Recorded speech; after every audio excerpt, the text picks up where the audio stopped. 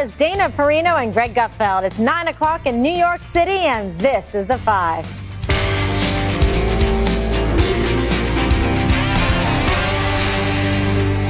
New video tonight emerging of the vicious killer who blew himself up and murdered 22 and wounded dozens more Monday night in Manchester, England. A neighbor shot this footage of Salman Abedi last July. This video coming out as the British government has expressed outrage and blame towards America for leaks in the investigation. For more, let's bring in Chief White House correspondent John Roberts, live from Italy, where the president is tonight. John? Kimberly, good evening to you. You know, the plague of leaks at U.S. agencies took a troubling new turn today when police in the U.K. said they were going to stop sharing intelligence and evidence with their U.S. counterparts because of the plague of leaks that have been coming out here, at least in the United States, about the Manchester bombing. They were infuriated in the UK when the name of the bomber was released in the United States before they were ready to release it. And then the fact that these photographs of bomb evidence showed up in the New York Times really had them basically just hit the roof. So Theresa May, when she came to NATO today, said that she was going to speak with President Trump about the intelligence sharing that's going on between the US and the UK. Listen here. That partnership is built on trust, and part of that trust is knowing that intelligence can be shared confidently. And I will be making clear to President Trump today that intelligence that is shared between law enforcement agencies must remain secure. Yeah, for his part, the president really was incensed about all of this. He's been complaining about it for a long time, releasing a statement saying, quote, "The leaks of sensitive information pose a grave threat to our national security. I am asking the Department of Justice and other relevant agencies to launch a complete review of this matter. And if appropriate, the culprit should be prosecuted to the full extent of the law." Now, when he was addressing the NATO summit earlier today, President Trump really kind of appealed to the other 27 member nations of the alliance to throw in more on the issue of terrorism than they have in the past and become full partners in going after ISIS and the terrorism that it inspires. Listen to what the president said. All people who cherish life must unite in finding, exposing, and removing these killers and extremists. And yes, losers. They are losers. Wherever they exist in our societies, we must drive them out and never, ever let them back in. Now, NATO is taking more steps in terms of counterterrorism. They're creating a counterterrorism unit and putting in place a single person who will coordinate that unit. But they were very clear in a communique today, Kimberly, saying that they are not at the point where they're going to engage in military action as an alliance, or at least maybe even the individual member nations against ISIS. But the president would like to see them do that. Rex Tillerson, the Secretary of State, as he was en route from Israel to Italy yesterday or the day before, it's getting a little hazy now, said that he thinks that they'll probably move in that direction, but right now they're going to stay in an observational standpoint. Kimberly? All right, John, thank you. Okay, Dana, where do we stand? Well, I think on the leaks portion of this, that it is dangerous if you have an investigation that's ongoing and you reveal evidence too early. For example, some of the photographs that were put forward included pictures of the bolts that were used. So you could conceivably trace that back, and people who are responsible could cover their tracks if they think that they're about to get made because of the investigation. That said, it is possible that you could go through an investigation like this and find out that the leak was not necessarily meant to hurt President Trump or to hurt the UK investigation. This information was out there and available, and there could have been a miscommunication between the Brits and the Americans. But obviously, it should be investigated. I do also think, though, we have to remember that leakers are sometimes glamorized, okay? And that would include somebody like an Ed Snowden. So he becomes extremely famous, and he is just praised from certain quarters from all over the world. He's living the high life, even though he has to live in Russia. But he's with his girlfriend, and he's fairly free, but he gets all this attention. And I think that glamorizing leakers such as Ed Snowden and not actually holding them to account for this type of thing leads to others thinking that they could get away with it and not pay a consequence. Okay. Greg, so where do we go from here in terms of our relationship? The UK obviously is upset. They're concerned about these leaks. This sort of puts the U.S. a little bit on its heels, but it could be an advantage to President Trump if it's played out right. Well, I just came up with this phrase: "Loose lips sink ships." Wow, original. Yeah. Wow. I think it's going to catch on. Get that from the Navy guys that are outside? Yes. Sink Brits. Yes. So there you go. You need to keep England happy. It's basically our spouse in this world. It's the closest. It's the closest relationship that we have. So is this a big deal, and why? From an intelligence standpoint, I'm not sure, because I don't know. It was 2 days later. The stuff was out there. But from a respect standpoint, it's a big deal. There's always a conflict here. America is the big fish, and countries bristle when we don't observe their boundaries. They know that we're the most powerful country in the world. We don't have to throw it in their face. They don't want to be the Robin to our Batman, even though they are the Robin to our Batman.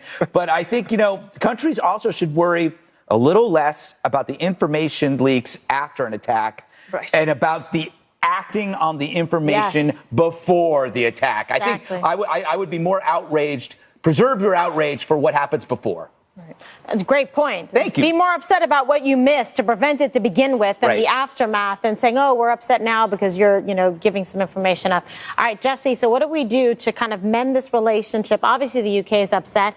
We know we have a leaking problem. But now I think this gives the president a platform to say, listen, we're going to get to the bottom of this. Whoever's behind it is going to have to be prosecuted. Enough is enough. It's an interesting point.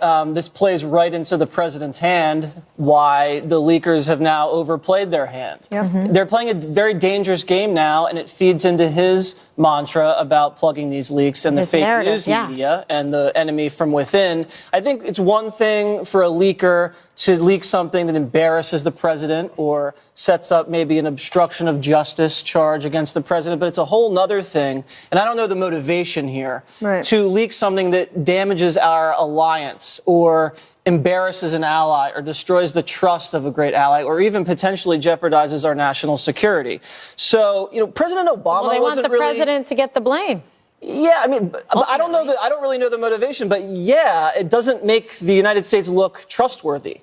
So someone has an agenda. It's either the holdover Democrats that are trying to destroy the Trump presidency from within. It's either bureaucrats or Republicans in there that never liked President Trump that are trying to wage political warfare against him. Or it's just fake news stuff. There's a lot of anonymous sources out there. Who's telling these reporters these things? Are there actual administration officials saying these things? Where are they getting the information? Well, no, but it seems credible if the UK is upset about it. This one seems credible, but I think in the broad scheme of things, a lot of this other stuff comes out in the middle of nowhere. So they have to probably initiate some sort of task force, make an example out of something. But it's on this president's watch. That's the problem. It's why he's upset, and justifiably the UK is upset. Something has to be done about it. This doesn't look good for the United States, period. I agree. I think this Leakapalooza, which is what I like to call it, we're at 120 some odd days into the Trump Leakapalooza, and I think it looks really bad for the United States. But here's the thing. I don't think you can blame the journalist who's getting this information and reporting it responsibly. And a lot of times journalists, we saw last week where they said, we're not going to reveal the city. We're just going to reveal the information pertaining to the leak. You've got to deal with the leakers. And at the end of the day, all of these leakers report to one person, Donald J. Trump. He is the head of this government. And for 130 some odd days, he's been talking about getting the leakers. And guess what? They're still leaking. Well, when the government's so big, it's hard to really find these guys. Well, and also, I think also this leak, however it got out, I don't think that it was necessarily intended to specifically hurt President Trump. The other ones certainly were. So maybe they'll find that it's the same person. I don't know. But I also think that our relationship is so good, and the president was able today to have face-to-face diplomacy and say, I'm sorry, I'm going to try to fix this. And by 6 o'clock tonight, when Bret Baier was doing special report, he had breaking news alert. Okay, just found out that the Brits now have said, okay, no problem, we're going to start sharing intelligence again. So the stoppage of intel sharing lasted about 6 hours. So if you got in a fight with your husband or your wife, 6 hours later, you can actually, if you have a good enough relationship, you can put it behind. This was, in a relationship, a sulk. As my mother would say, you never let the sun go down in your anger if you're in a marriage. Yes, that is so And so we have amended the marriage. Yeah, that's a very good point. I do think, all leaks are different. Whether this is a big, falls under the umbrella of these other leaks, I think this is, leaks never go away because humans can't shut up, and they always use information and gossip as tools to bond. So an officer might go to the press because it creates an alliance. And so this is why it's so hard in every business, including our own. We can't control what's being said. No one can.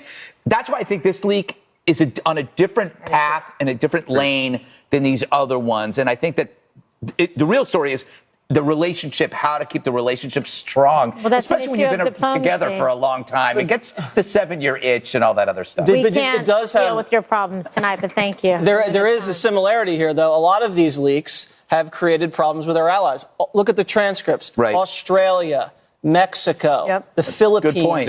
Israel. Yeah. That's the common denominator here, that Jesse, a lot of these leaks are point. destroying the relationships between all of our good allies. Which is why Donald Trump's got to get to the bottom of it. It's not a task force. He's got to say he's supposed to be the art of the deal, supposed to be this amazing businessman. Walk in there, you're the CEO of this company, fix the problem and stop complaining about it. But the problem is it's not an exact replica in terms of a model of the private sector. He's dealing That's with... what he ran on, Kim. But the reality of the situation is he has people that are in there that are career people who have been appointed to positions that you're not able to fire. I mean, just look at the VA. I mean, what a mess that is. So the problem is he's stuck with that. They're there. They know that. Yeah. He kind of can't touch them. And so that's a problem. And then you have people disseminating information with lack of veracity, not even a goal objective here. And so then what do? He's now the guy who's on the watch. He's the team captain. But that's what happens when you have nobody in your White House that's ever worked in the White House before. You know what? The minute Trump he has starts to have firing... loyal, trustworthy people in with him. Otherwise, it's going to continue to happen. And the minute Trump starts firing the leakers, you're going to start calling them whistleblowers. And they need protection. I think we should get the leakers. I just don't think he has the capability to find them. We'll get to the bottom of it. Bring in an outside agency. There are ways. Jesse's on it. I'm very worried.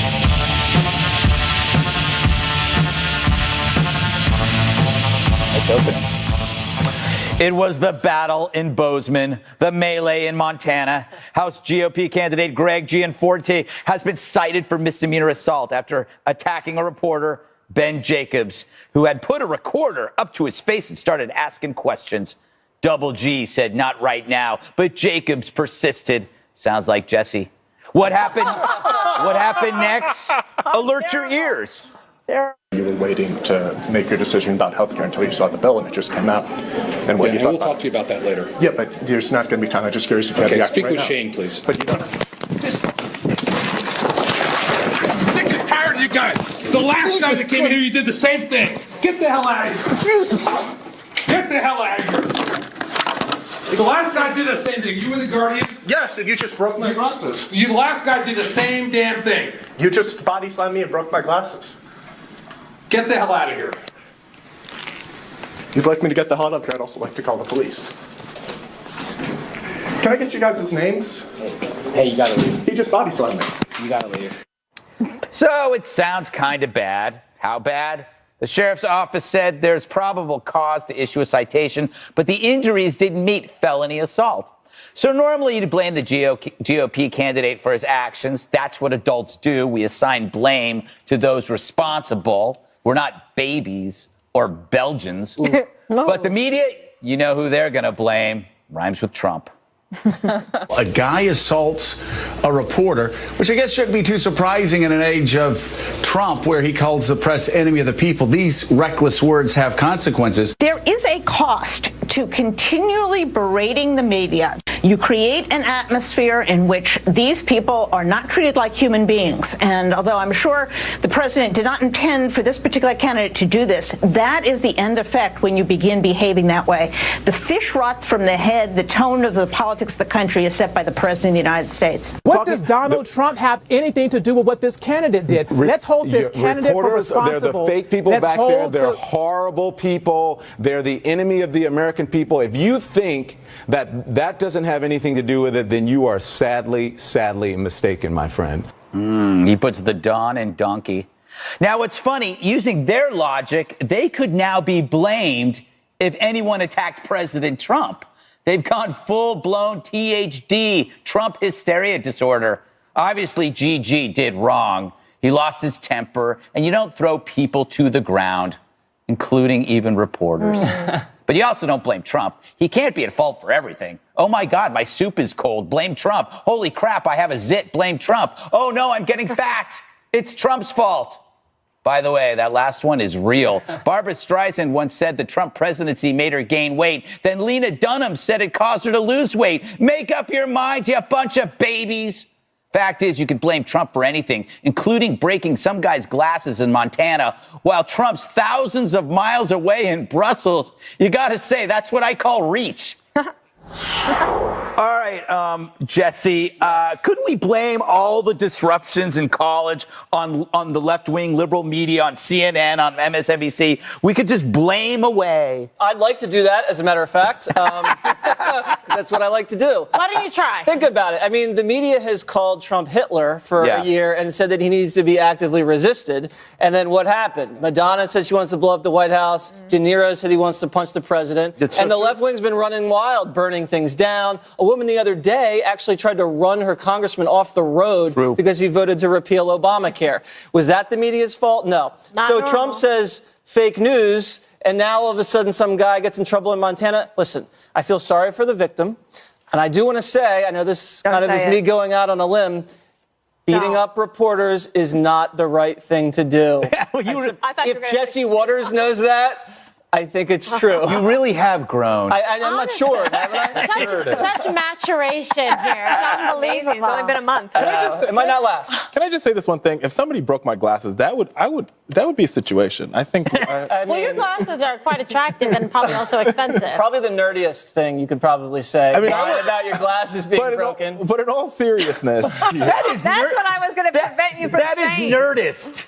That is nerdist. Everybody here. I already said I feel sorry for the guy who didn't deserve it, but come on. If Gigi had broken my glasses, Gigi would have a really bad blackout. Anybody notice anyone else who has GG initials? Or No, that's the other issue, Kimberly. I'm glad you brought that up. You know, GG, but that name has been harmed by this. I'm a practitioner of nonviolence. So are you trying to create a case for yourself? Yes, I am. Well, Kimberly, now that you started talking. Perfect. I'm KG, by the way. KG, and you are KG. So the media is acting like this is a huge outrage. We kind of know that this guy lost his temper. You see that every day in life. It just so happens it's a Republican and a reporter. So, oh my God, the world is ending. Stop huffing.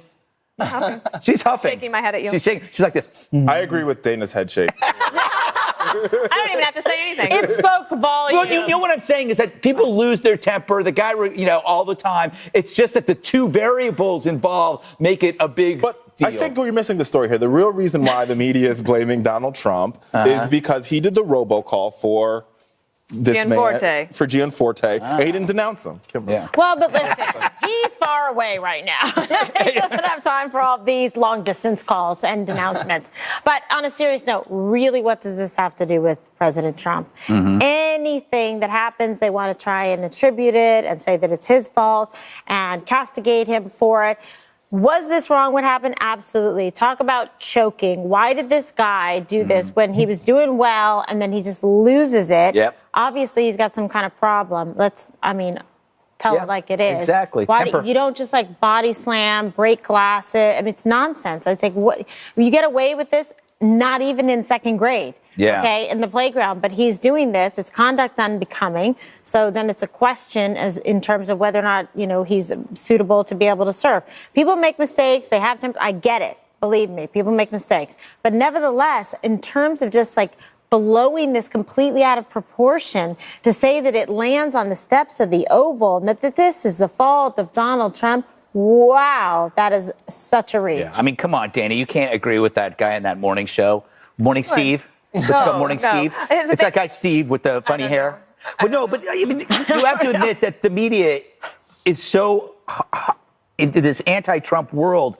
Oh, I agree with that. They fall into this absurd That's world. That's not what I was shaking my head about. I think that this guy, if you are running to be a representative of our democracy and you can't answer a question about the Congressional Budget Office without losing your temper and assaulting somebody and throwing them to the ground, you've got a serious problem. But blaming President Trump for it would be like saying any Democrat that cheated on their spouse, that was a direct result because of what Bill Clinton did.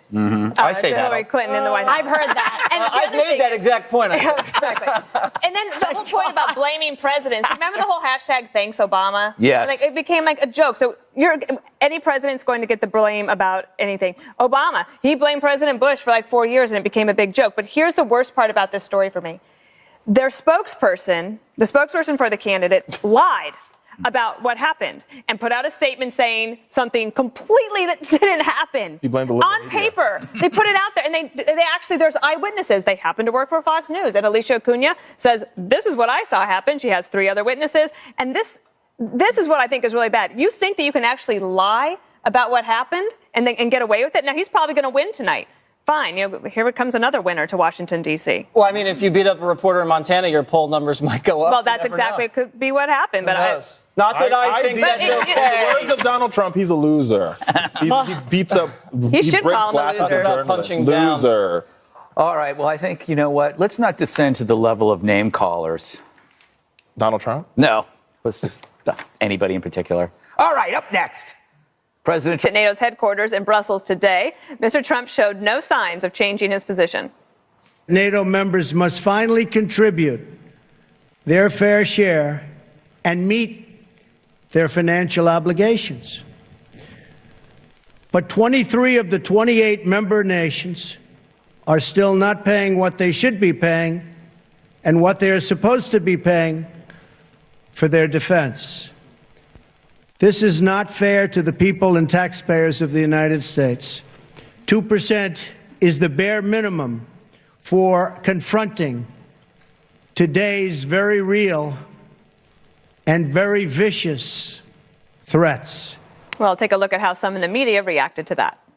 The president lecturing the NATO allies. He was very angry at that, and it became clear during the course of his scolding. President Trump took the opportunity of a NATO summit to publicly berate fellow members for not living up to their defense spending commitment. He also alluded to allies who, quote, owe massive amounts of money from past years, which seems to echo his previous misunderstandings that this is all about back dues. President Trump in Brussels delivering a public shaming to the veteran leaders there. It was painful to watch. This was his debut at NATO, and they were really angry.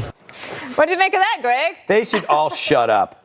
Seriously, I mean, we can't be strong with Europeans because Europeans are so much more superior to these roughneck Americans. They're sophisticated. They drink tea. In places and espresso. By the way, Trump, he's doing what he's supposed to do. He's a salesman. You start with an extreme position, and then you ask for the moon, and you get something in return. And he's going to get something in return because he asked the question. He disrupts. He creates a debate. But at the end of all this, they end up shaking hands, and maybe he gets the ball moved closer to us. Well, he's actually already, Kimberly, been able to get, many of the countries have said that they are going to pledge. And so I guess he could have been a little bit more criticize in private and maybe praise in public and say, I've already been able to do this. Yeah, I mean, sure. I mean, but ultimately, we're about the objective and achieving the goal at the end. And so this is something you had to call them out because they got a little bit publicly shamed. Then they said, okay, this is awkward. We better make sure and save face. It's a little bit of a brash style, but it is producing results. And by the way, why don't people pay up? I mean, we're expected to pay rent in apartments and pay for gas we put in our car. You know, if they want military protection and the benefit of working with the United States, they need to pay the bill, right? I mean, that makes sense to me. It really does. You can't just sit there and complain and whine about stuff when you're not even like paying your dues. It used to really bug me in my Flamingo Club. So there was a complaint. Pay dues. There was another complaint from mostly on the left, but even Charles Krauthammer earlier tonight on Martha's show, The Story, talked about how he didn't say the words in Article 5 that an attack on one is an attack on all. Sean Spicer, the press secretary, later came out and said, well, that's what the whole event was about, so why did we even need to say that? Is that nitpicking? It could be. You might blame speechwriters for something like that. If that's something you're supposed to say as the commander-in-chief when you address NATO and make the NATO allies feel a little bit better, maybe he should have said that. I think it's understood. I think it's obviously important for NATO to start brushing up. I remember we had NATO deployed in Afghanistan for a little while, and they were having problems communicating. Different countries had different rules of engagement. There was air-to-air communication issues, air-to-ground communications. Some countries weren't even getting off into the air because they didn't want to do certain air raids over certain areas. So some didn't have uniforms. Some didn't have the right uniforms. Some didn't have the right equipment. So it's clear that the president is making these NATO allies take ownership and be stakeholders in their own national defense, and I think that's a positive thing. Some of those countries lost more soldiers than we did. Yeah, right, and saving taxpayers in America money. That's number one. Number two, NATO was created because the United States wanted to counterbalance USSR. So we created NATO, and so because we are the creators of said thing, we have a responsibility to maintain it. On the campaign trail, he said he wanted to get rid of it. It's awful. It's stupid. Now he's like, I'm okay with it, but you need to be. But wait a minute. This is about diplomacy. Diplomacy is not The Celebrity Apprentice. Diplomacy requires you to be behind the scenes, making deals, projecting posture in public. Well, the diplomacy what we saw there was not effective because now these nations are starting. No, that was embarrassing. That was not effective. So you that was don't like his style, but you have to like because his it made results. America look bad. No, it made America look effective and strong, and it made America look like America first. First of all, the president flip-flopped on his position. Number one, no, he staked out a position so he could bring them to the middle. That's what a salesman does. Richard, clearly you guys you elected a dog and you wanted a cat. This is a Celebrity Apprentice. You're fired. This is diplomacy. This is not for sale. This is not a New York real estate. You know what? These Europeans He's not a guy that has flowery semantics, but he's putting cash in the register. I do hope that President Trump gave Erdogan of Turkey the side eye after that stunt in Washington, D.C. Turkey from capital. He had a not so subtle message for his predecessor. If there are disruptions in these countries, if there's conflict, if there's bad governance, if there's war, if there's poverty, in this new world that we live in, we can't isolate ourselves. We can't hide behind a wall.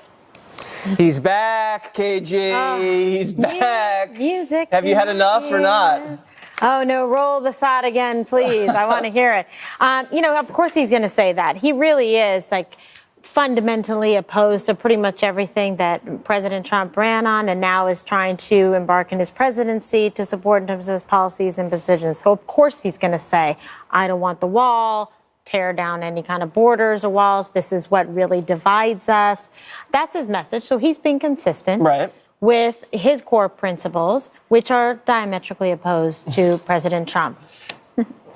He's also being consistent by continuing to violate traditional post-presidency etiquette about criticizing your predecessor. What do you think about that? Well, I've always wondered how he was actually going to do it because he is very young to be a former president. Yeah. He's got a long life ahead of him. He's got a party that he feels responsible for all of the losses across the country. Yeah. He has to figure out a way to try to help them because when President Trump beat Hillary Clinton, now the Democrats are in the wilderness, so they don't have anybody. And there's a really interesting balance between allowing your successor the space he needs in order to be commander-in-chief and do it in his way, and trying to protect your legacy.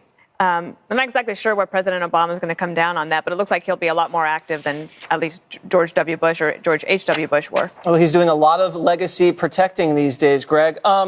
He says we can't hide when there's conflict behind walls. He hid pretty prominently during the Syrian civil war and during that crisis. He didn't want to get his hands dirty at all. Well, what's interesting about this is it's not a strong statement. It's just kind of a casual, mild statement, but it's also deliberately misinterpreting the issue. No one is building a wall to hide.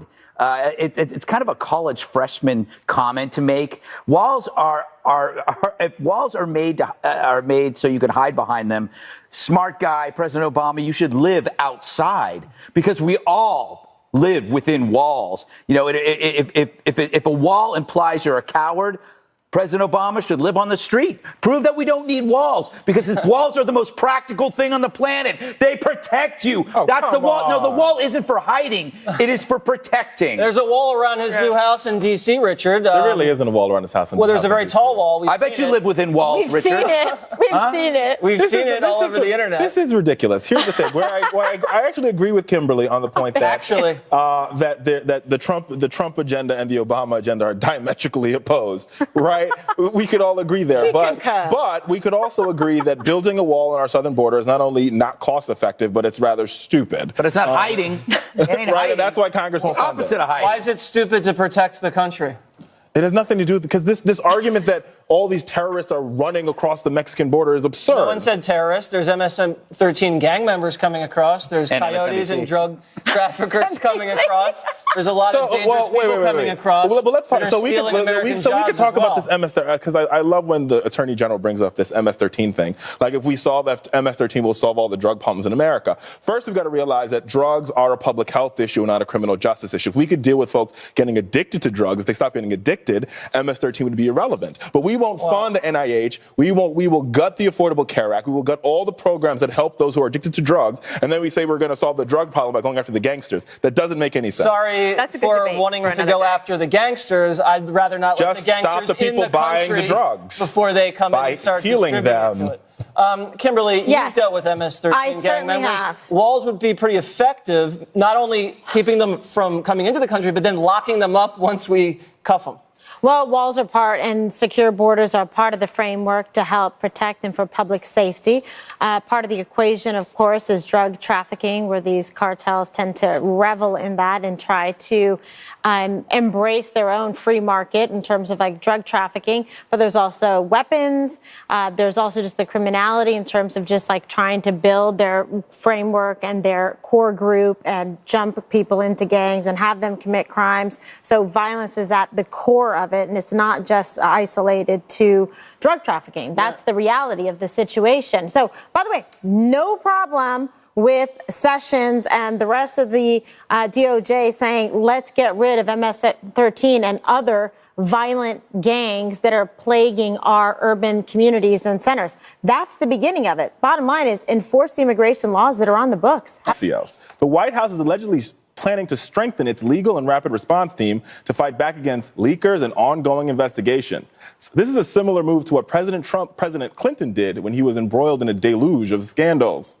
Dana. Well, it's something that I think I recommended this a couple months ago, that they should wall it off and have somebody that is the point person, that is the person that answers questions about Russia investigations and the special counsel, because it allows them, it frees them up to be able to talk about jobs, the economy, the health care bill, tax reform, or foreign policy, which will be very important. Interestingly, though, when Bill Clinton did it, he had Lanny Davis. Lanny Davis is one of these D.C. insider-type lawyers, and he also knew all the press because he was friends with all of them. They all lived together in Northwest D.C. So I actually think that it was a little easier for the Clintons than it's going to be for President Trump. And the thing here is I agree with you. I think he should have did this a long time ago. This is a smart move by the president, right? And I think what you do is you sort of create two tracks. You create the agenda track, what's happening, what you need to move. And on the other track, you have dealing with all this scandal stuff. What do you think about it, Greg? Yeah, I think he needs help. You know, he's dealing with a media and a party that's working together.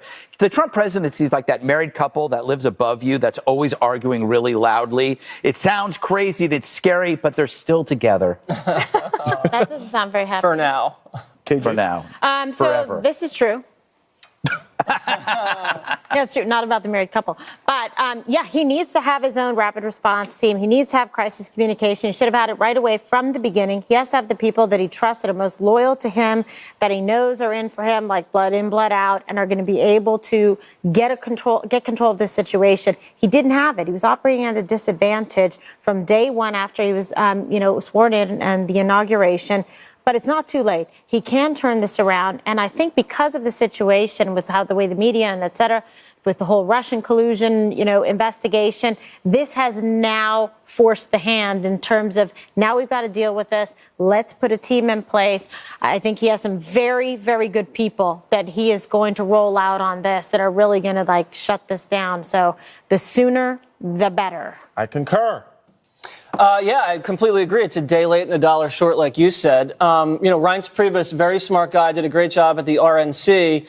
Very nice person, but obviously needs to take some responsibility for the chaos here. And, not only rapid response, but better surrogates. You know, maybe triple the amount of surrogates they're using. Maybe use more lawyers. Maybe the lawyers need to start circling the wagons and get these, but also get on the same page as the House and the Senate. Don't you think the leadership someone's going to stick a stops with the microphone president? and ask something about something that happened in the Trump White House, and the senator, the congressman has no idea what they're talking about. You just blame Mr. Priebus for a problem that exists at the top. The president cannot control his White House, period. Well, the organization Listen, it's very chief of chaotic, staff should obviously, be but they're being controlling inundated with Just people that are trying to impeach him. So We're going to Can I just say one thing? That this strategy will only be as effective as President Trump respects it, because if he's going to go to the step of putting this in place, then that means that, you know, like, he hasn't been tweeting this past week. It's been beneficial to him, and I think he should trust these new people and give them the space they need with no Twitter. Hashtag cosign. Wait till he comes back Saturday. A quick break, and when we come back, one of us isn't going to be here. Kimberly's got to run to another studio to host Hannity tonight. She'll have the latest details on the Montana special election, so tune in at 10 p.m. Eastern. Goodbye, KG. Have a great show.